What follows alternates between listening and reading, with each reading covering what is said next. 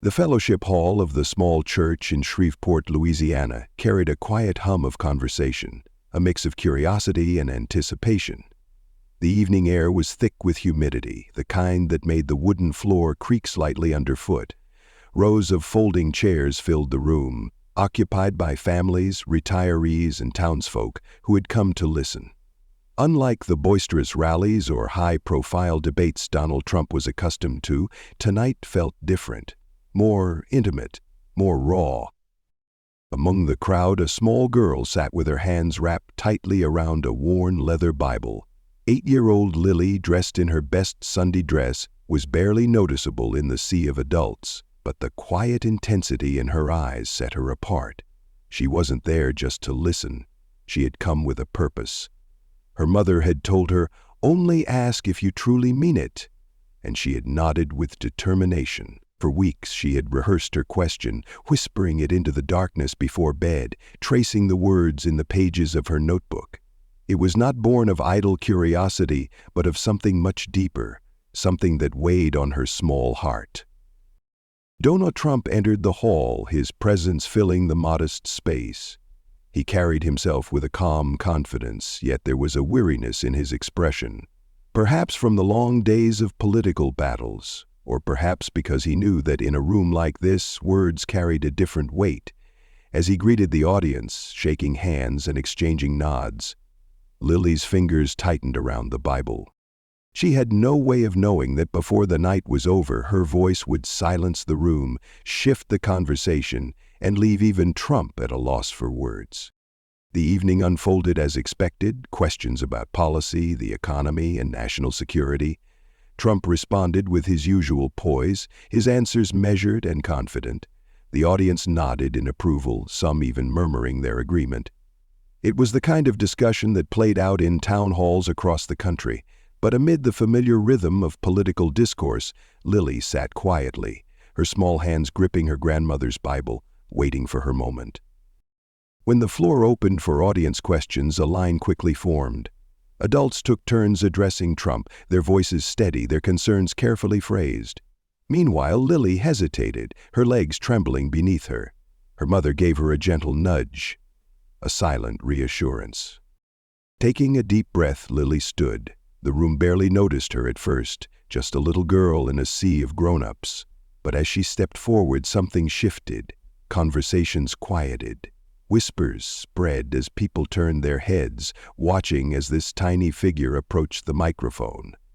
By the time she reached the front, a hush had fallen over the hall. Trump met her gaze with a patient smile.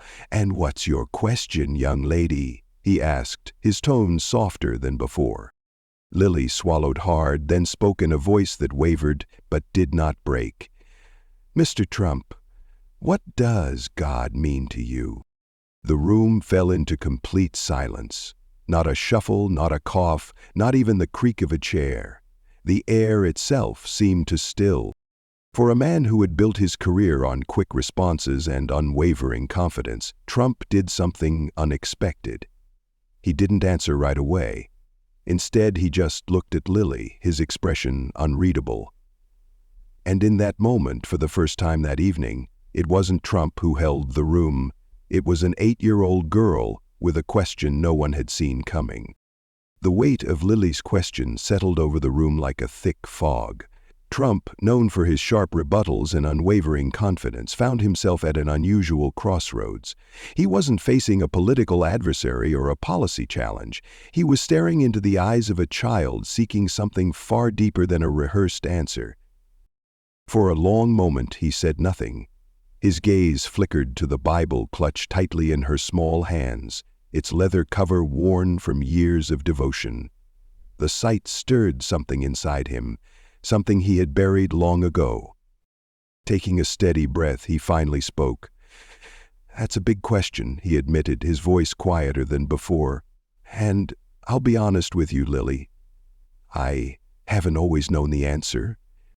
The room remained utterly silent, each word carrying an unexpected vulnerability. He wasn't just answering a child's question, he was confronting his own past. "When I was about your age," he continued, "I had a lot of questions about God too. My mother used to tell me that faith was like a light in the dark. It didn't always show you everything, but it showed you enough to take the next step." His throat tightened as memories surfaced, of long nights filled with doubt, of whispered prayers that sometimes felt unanswered. He glanced at Lily again, seeing something familiar in her eyes, a quiet longing for reassurance, for truth. He swallowed the lump in his throat. "And through the hardest times of my life," he said, his voice thick with emotion, "that light was the only thing that kept me going." Lily's grip on her Bible loosened slightly, and for the first time since she stood, her lips curved into the faintest smile. In that moment, it wasn't just Trump speaking, it was a man who had walked through darkness and found his way back, sharing that light with a little girl searching for her own. Trump's voice lingered in the stillness of the room, his words hanging between past and present. But as he looked at Lily, something deeper stirred within him. A memory, raw and unshakable. He exhaled slowly. "You know, Lily," he began, his voice quieter now, as if speaking to her alone, "there was a time in my life when I thought faith had left me." A hush settled over the crowd. He hesitated, his fingers gripping the edge of the podium as if steadying himself. "I lost my brother, Fred," he said, the name itself carrying a weight of sorrow. "He was one of the kindest souls I've ever known. But life isn't always fair." His words trembled slightly, but he didn't stop. "Fred struggled more than most, and when he passed, I was angry at him, at the world, at God." He swallowed hard, his usually composed demeanor wavering. "I stopped praying, stopped believing, because I couldn't understand how a loving God could take someone like him away." The room felt heavier, as if everyone carried a piece of that pain with him. Lily's fingers traced the spine of her grandmother's Bible, her small brows furrowed in thought. "But then," Trump continued, "one night I had a dream. I saw Fred smiling just like he used to, and he said something I'll never forget. 'Don't be angry, Don. You've got work to do.'" A tear slipped down Lily's cheek. Trump let out a slow breath. "That's when I realized faith isn't about having all the answers. It's about trusting, even when you don't understand." Lily clutched her Bible closer, and in that moment the hall wasn't just filled with people, it was filled with shared grief, shared faith, and the quiet hope that maybe, just maybe, none of us are ever truly alone. The silence in the room was profound, the weight of Trump's words pressing into every heart. Lily's small hands trembled as she wiped away a tear, her grandmother's Bible still clutched against her chest. She wasn't the only one moved. Around the hall, people sat motionless, some with glistening eyes, others pressing their lips together as if holding back their own memories of loss and faith. Trump took a steadying breath. His voice, though calm, carried the echoes of past pain. "That night when I saw Fred in my dream, I realized something I had ignored for too long. Faith isn't about having proof. It isn't about always feeling strong. Sometimes it's about holding on when everything in you tells you to let go." He looked up, his gaze sweeping the room before settling back on Lily.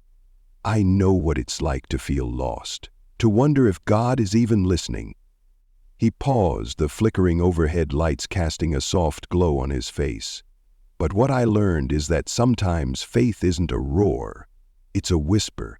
And in our darkest moments, when we think we're alone, that whisper is still there, telling us to keep going." Lily's lips parted slightly as if she wanted to say something but wasn't sure if she should. Then, after a moment, her voice, small, fragile, yet filled with something strong, broke the silence. "My grandma used to say that too," she whispered. "She said God is still there, even when we don't hear him." A lump formed in Trump's throat.